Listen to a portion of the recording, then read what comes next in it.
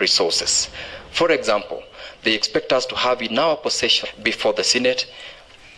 They expect clarity on the ownership status of the proposed Kyogong Stadium land, including the availability of ownership documents. They seek answers on the expenditure of 3.8 million allocated to the rehabilitation of 02 Steel Footbridge in Raweta, a matter that must not be allowed to fade into obscurity. Mr. Speaker, sir, our people remain hopeful that the Chebunya milk processing plant will sometimes become a reality and operational after an investment of over 52 million Kenya shillings. Of this amount, this House approved an approximate of 39 million, while the World Vision, one of our development partners, has invested 13.25 million.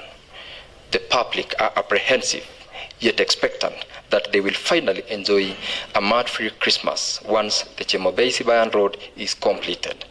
And they remain optimistic that soon the Kipkoibet public toilets, a similarly simple but essential project, will be functional and serving the people with dignity. Mr. Speaker, sir, and honorable members, ours is a solemn responsibility to ensure delivery of services, not to speak in good faith only, but to act in the interest of the public as well. Let us rise to the occasion, for in the end, it is not how loud we speak that matters, but how diligently we serve. This will go down the memory lane of every leader who has been given an opportunity to serve. Sixth, Honorable Speaker and honorable members, is on education. This honorable House deserves appreciation for its steadfast commitment to prioritizing education in the county of Bomet. The budget approval for the school feeding program, the employment of ECDE teachers on permanent and pensionable terms, the approval of the bursaries that were to be to benefit the vulnerable, and the development of vocational training centers are all demonstrating your unwavering dedication to ensuring access to quality education for our people. However, there remain critical areas that require our attention and urgent action. Are the teaching materials and learning materials for our ECDE learners sufficient, appropriate, and aligned with the demands of the new curriculum? Are these materials delivered on time to maximize learning outcomes? For instance, when a class register is applied at the end of the term, when teaching and learning materials already inadequate in quantity are delivered merely 3 days to the school closing date, does it serve the intended purpose? Of course, the answer is no.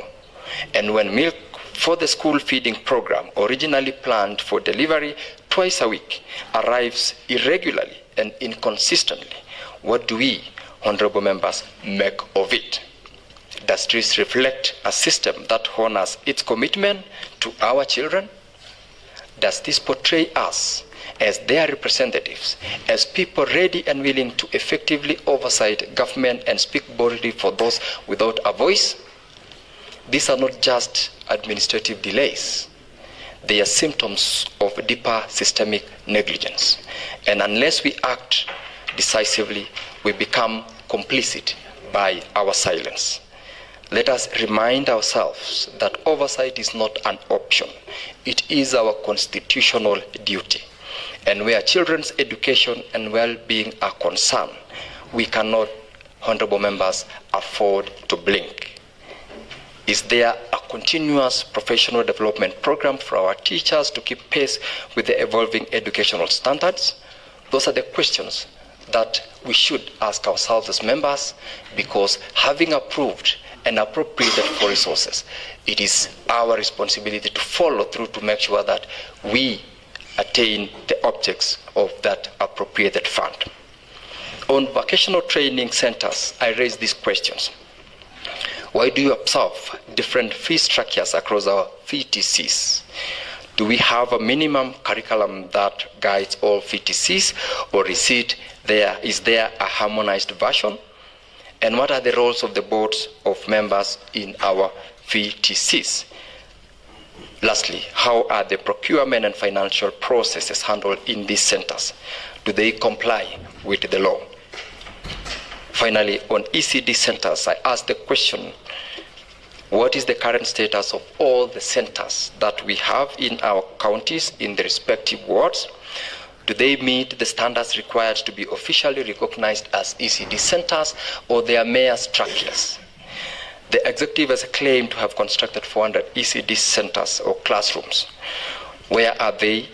Are they evenly distributed across our wards at an average of 16 ECD classrooms per ward?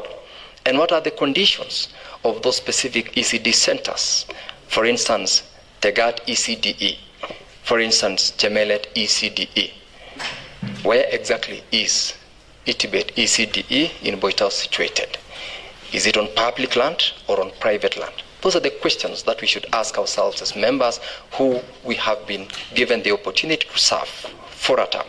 Honorable Senators, I leave these questions for you to investigate deeply and to ensure that education in our county is not only prioritized at the level of your approval and appropriation of the budget, but also that budget which you have approved is effectively improved and held to the highest standards to achieve the intention of budgeting. Honorable Senators, still on education, on another perspective, technical institutes are critical engines of local development. They play an essential role in skills development, job creation, and economic stimulation across our county. In this regard, I wish to draw your attention to the SOT Technical Training Institute, that is SOT TTI, a promising institution whose potential can be fully harnessed through its upgrade to a national polytechnic. Upgrading SOT TTI would not only expand courses to be offered and attract more students from across the region, but also catalyze wider socio-economic development in its environs. This upgrade would trigger significant population growth, increased demand for services, and the need for improved infrastructure. Therefore, I strongly urge you, honorable members, and the county government to prioritize the expansion and upgrading of Merigi Health Center alongside enhancing basic amenities within Merigi Town in anticipation of the pressures that will be brought by institutions such as TTI, Stegro Tea Factory, among other emerging developments. It is in this house that we can appropriate funds for an upgrade of that or such an institution environment. Similarly, Bomet Town is experiencing rapid population growth, primarily driven by the steady expansion of Bomet University, especially at the institutional moves closer to attaining its charter within this year. In this light, it's imperative that Bomet Health Center, for instance, be upgraded to a sub-county hospital status to effectively meet the rising healthcare demands of the town's residents and the university community that is fastly growing. Honorable members, investing in education must be matched with strategic planning in infrastructure, healthcare, and urban amenities.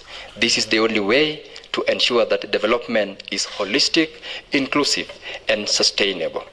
Seventh, honorable members, is on the county public service. The County Governments Act 2012 establishes the county public service and provides the framework for its organization, staffing, and operations. This outlines a clear objective to ensure the delivery of efficient, quality, and productive services to the people. This legal framework further emphasizes the need for institutional mechanisms and systems that promote the optimal utilization and development of human resources in a manner that enhances service delivery. Mr. Speaker, sir, human resource is the engine of service delivery. For the County Public Service Board to be effective, staffing must be professional, merit-based, and transparent. Recruitment and appointments should not only be competitive, but also reflect integrity, fairness, and alignment with the Constitution. Sadly, irregular appointments, unfair promotions, and skewed remuneration erode public trust and demoralize the very staff we expect to serve our people diligently. Honorable members, the special audit report of the Auditor General on payroll management for the County Executive of Bomet, covering the financial year 2021-2022, 2022-2023, and 2023-2024 was tabled in the Senate last month. That is the month of July. Its findings are not only alarming, but also pose serious compliance and fiscal risks to our county. Among the key issues that were unearthed include irregular and overpayment of allowances, including responsible allowance, extraneous allowance, special salary allowance, and non-practicing allowance amounting to over Kenya shillings 56 million taxpayers' money. There was also highlighted the absence of annual recruitment plans, which facilitated irregular appointments, dubious redesignations, and improper salary adjustments. Lastly, it was also highlighted a general lack of internal controls throughout the payroll management process, from budgeting, recruitment, and approvals to payment and execution. The implications of this are profound, honorable members, not only in terms of wastage of public funds, but also in undermining the legitimacy and sustainability of our county's workforce. Mr. Speaker, sir, the recommendations contained in this report must be taken seriously, and I urge this House to create time and get this report. We have a duty to establish mechanisms that ensure compliance with the Public Finance Management Act, the Public Service Commission regulations, and the principles of responsible financial management. On the matter of appointments, Mr. Speaker, allow me to recognize and commend you and the honorable members for your consistent and responsible execution of vetting and approval mandate. Vetting ensures that appointees to senior public offices meet the constitutional threshold, particularly under Chapter 6 on leadership and integrity and the principle of public service. To that extent, honorable members, honorable Speaker, you have done your job. However, Mr. Speaker, this important process has at times been undermined or manipulated. We have witnessed incidences where the executive uses weekend interviews, nighttime swearing-in ceremonies, rush appointments to evade court injunctions, or cancels recruitment processes whenever their preferred candidates are unlikely to succeed. In other cases, qualifications are lowered and the vetting process is ultimately reduced to a mere formality, all in pursuit of political rewards over competence and experience. So I ask this honorable House, shall we continue to allow meritocracy to be replaced by favoritism? Will we stand idle as standards are lowered and systems abused? Will it ultimately affect our legacy when we leave office, because we must leave office at some point? I ask of you those questions, honorable members, on that aspect. Mr. Speaker, sir, you and your House holds delegated sovereign power. We are the custodians of fairness, transparency, and integrity in public appointments. It is time we reviewed the timelines, processes, and mechanisms around appointments. It's time we develop frameworks that arrest politically motivated staffing trends and hold both individuals and institutions accountable. Let us use our constitutional tools of oversight, legislation, approval to restore dignity, professionalism, and trust in our county public service board. Because, Mr. Speaker, we have a very robust, knowledgeable, and hardworking public service board, and they are ready to work and serve the public. Mr. Speaker, sir, on land and land use, this one remains one of the most critical factors of production and a fundamental pillar for sustainable economic development of our county. As such, its availability and strategic use significantly determines the success of government investment and public service delivery. Regrettably, Mr. Speaker, Bomet County faces a growing scarcity of public interest land. which continues to hinder the establishment of key public infrastructure. Facilities such as industrial parks, recreational spaces, arboretum, affordable housing projects, libraries, resource and ICT centers, youth empowerment hubs, craft centers, museums, and social halls require adequate, well-located land, yet such land is increasingly not available. I call upon you, honorable members, to consider strategic acquisition of public interest land. Now, not even when it's too late. Let us align our spatial planning and budgeting processes to ensure timely identification, acquisition, and securing of land for future public use. This is how we safeguard the dreams of tomorrow today. Honorable members, if we are to future-proof the development of this county, then land banking must become a deliberate and urgent policy intervention. Without forward-thinking action, we risk a scenario where land becomes congested, inaccessible, or exorbitantly expensive, thereby frustrating public development agendas and choking our growth potential as a county. Ninth, honorable members, is on the fidelity to the rule of law. Adherence to the rule of law is the foundational fulcrum of order, justice, and tranquility in any functioning society. When the law ceases to be a neutral guide, when it bends to favor the high and mighty, and the voices of the vulnerable and the down out, then terror, impunity, and disorder takes root. Mr. Speaker, sir, over the past 5 years, the county government of Bomet has found itself entangled in numerous litigations, ranging from labor-related cases to disputes with contractors, suppliers, and landowners.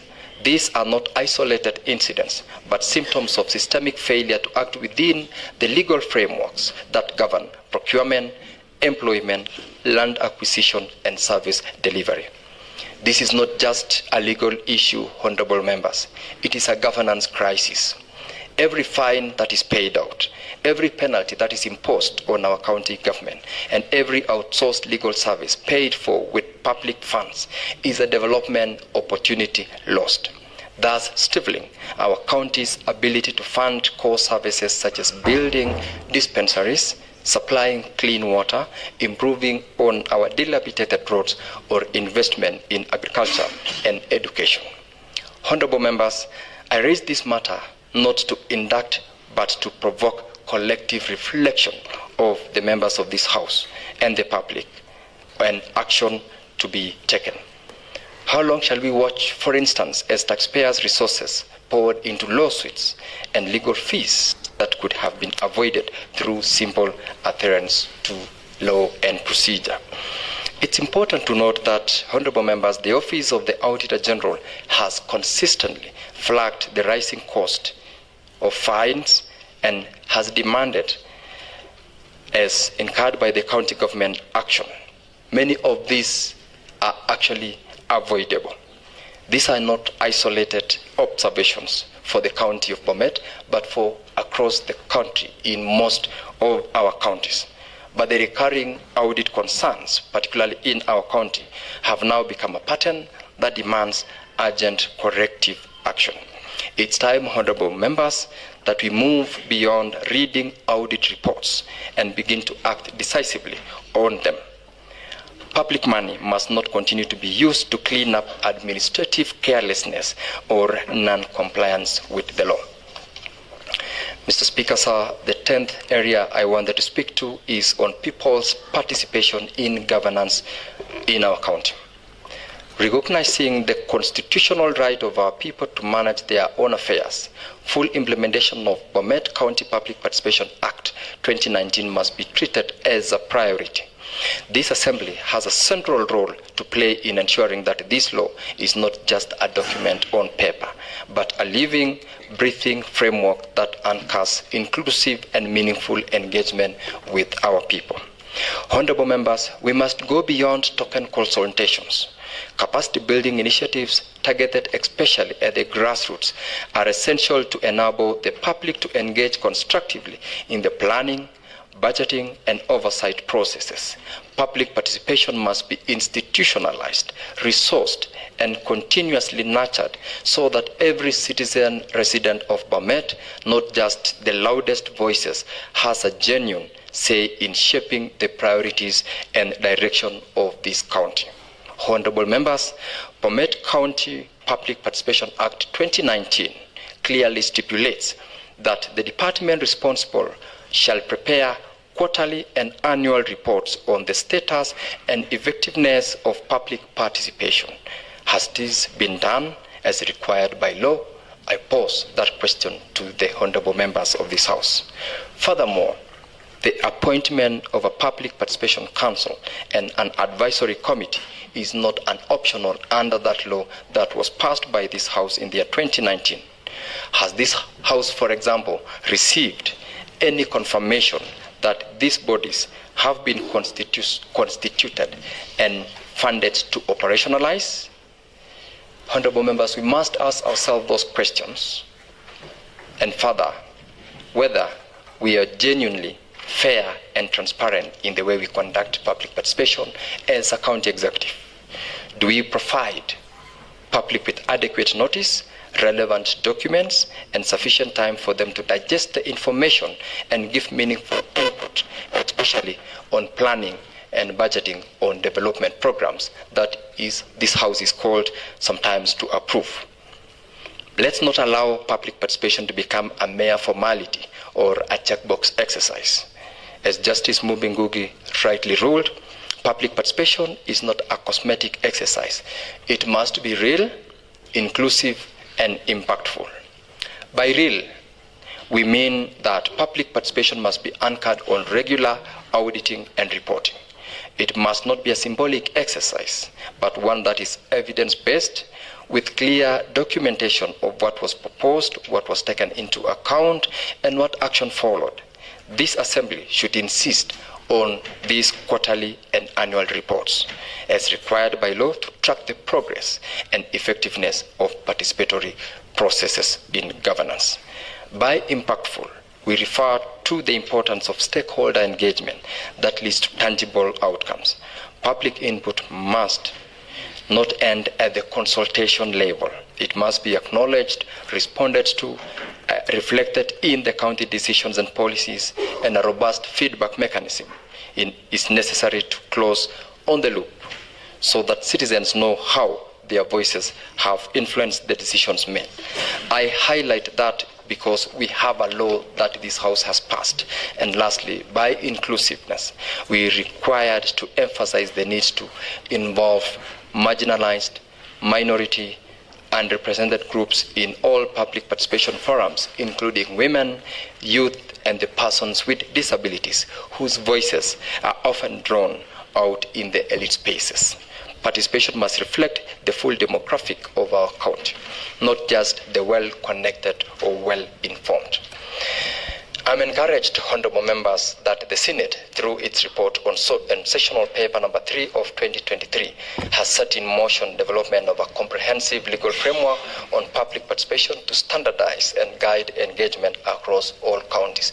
This particular sessional paper will guide the Office of the Attorney General in coming up with a document that will feed into the document that this House has passed as their legal document on public participation. But until then, honorable members, we must uphold both the letter and the spirit of the law and ensure that public participation in our county is not just legally compliant, but morally and ethically sound, a process that respects the voice of the people as central to our governance.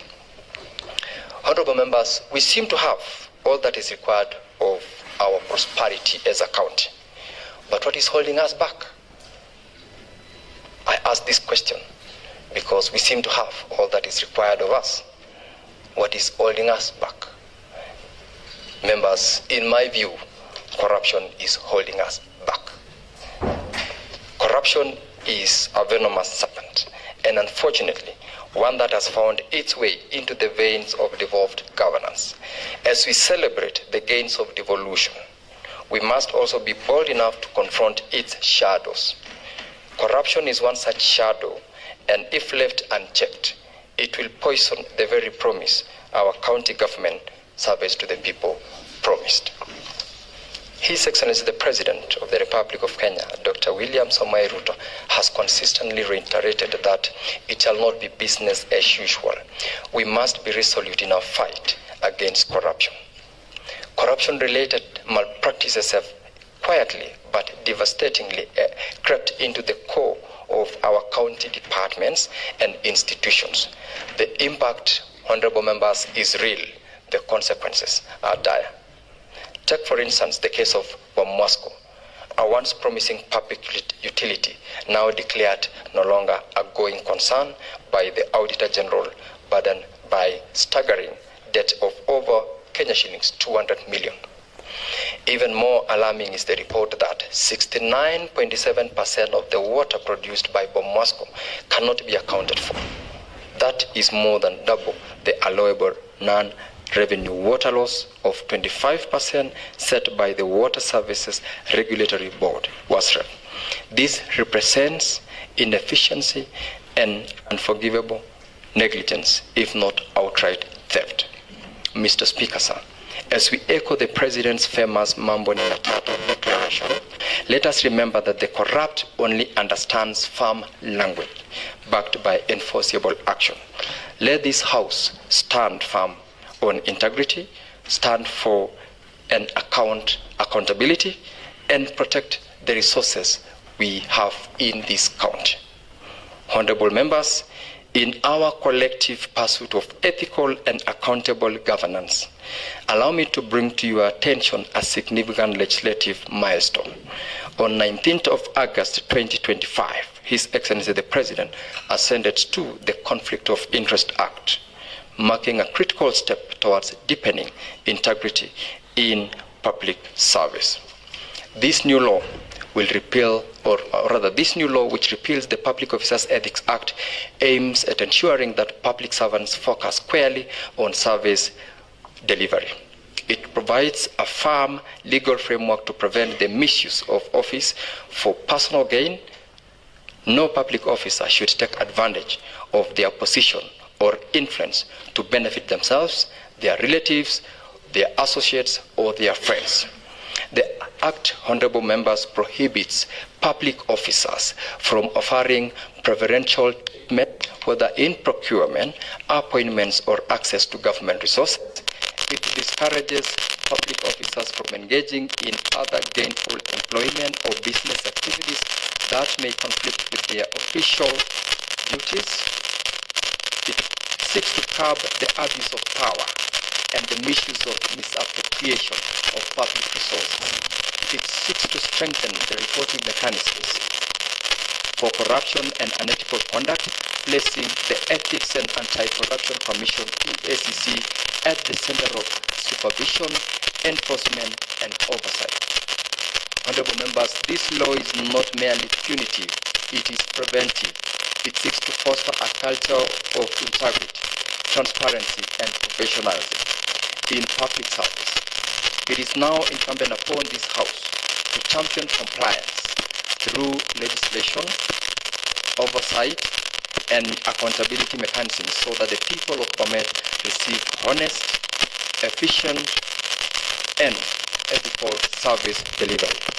As relevant investigative authorities pursue corruption-related cases relevant to our counties, let us support these institutions by sharing our reports and findings where public resources. It is one of those responsibilities that you should not shy away from doing whenever you're called upon to do. Mr. Speaker, sir, remember this power. Mr. Speaker, sir, remember with power comes great responsibility. And as the good book says in Luke 12:48, from everyone who has been given much, much will be demanded. And from the one who has been entrusted with much, much more will be asked. You have been given much. Much is demanded of you. You have been entrusted with much. Much will be asked of you. The pendulum is now firmly on your side. And with it comes a critical moment of introspection and self-reflection. Allow me to pose a few questions and interrogations that strike at the heart of our constitutional mandate as two houses of similar laws provided for by the Constitution. What have we done, for example, to guarantee prudence and proper utilization of county funds? Are we truly getting value for money from government investments, programs, and projects? How have we utilized the instruments of governance entrusted to us by our people as their legitimate representatives? And perhaps most fundamentally, what does the Constitution and the law demand of us? Mr. Speaker and honorable members, these are not rhetorical questions. They are urgent calls to reaffirm our role as custodians of public trust. The empowerment of county assemblies to fully execute their oversight mandate is critical to the protection and advancement of devolution. As enshrined in law, the Senate stands as a protector of devolution. It is our duty to ensure that county governments not only enjoy autonomy, but also be equipped with sufficient resources, institutional support, and legislative backing, all while upholding the values of transparency, accountability, and equitable distribution of resources. It is in this spirit, Mr. Speaker and honorable members, that I emphasize the need for closer collaboration between this Assembly and the office of the Senate. We must not only allow the gains of devolution so hard-won to be diluted or reversed. My office remains open and available to fast-track any recommendation and to act on any reports or resolutions emerging from your committees where my intervention as your senator is necessary.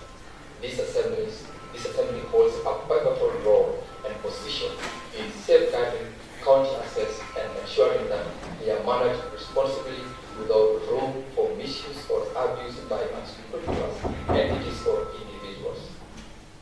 You have the full backing of the Constitution and the law to ventilate on any matter and to scrutinize any report on the affairs of this county government and the county executive that you and I oversight.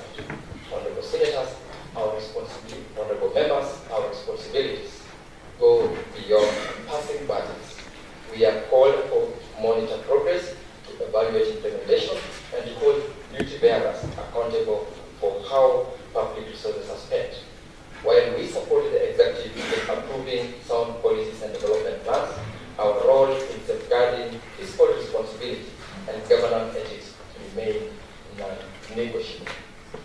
Honorable members, in the aspects of roads, for instance, I take this opportunity to commend this Honorable House for its continuous focus and strategic unwavering commitment in budgeting for Department of Roads, particularly in the construction and maintenance of road drainage infrastructure across the county. In the last financial year alone, honorable members, this House appropriated over 380 million to support this critical sector. Notably, 100 million was allocated for the construction of major roads, 60 million was budgeted for and approved for construction of cross-cutting roads, Kenya shillings 50 million for construction and maintenance of motorable bridges, 20 million for box culverts, 25 million for precast culvert installation, and Kenya shillings 100 million committed directly to honorable members for maintenance of feeder roads. In addition to this, the county government, through your continued support as an assembly, has invested heavily on the equipments which we have mentioned. It should, however, concern us as members when, despite such significant allocations, residents still raise complaints about dilapidated roads and lack of functional bridges. This reality calls for greater vigilance, enhanced oversight, and collective responsibility to ensure that our people receive value for every shilling spent in this sector. As a matter of fact, honorable members, the purchase of the heavy equipment is a subject of investigation by the Ethics and Anti-Corruption Commission and has indeed been flagged by the Office of the Auditor General as not just an irregular, but an investment that was not in the CIDP, in the ADP, and initially not in the budget that ultimately was utilized. Let's not fall, honorable members, into the trap of complacency. Instead, let us strengthen monitoring, demand accountability, and ensure timely and quality delivery of infrastructure projects.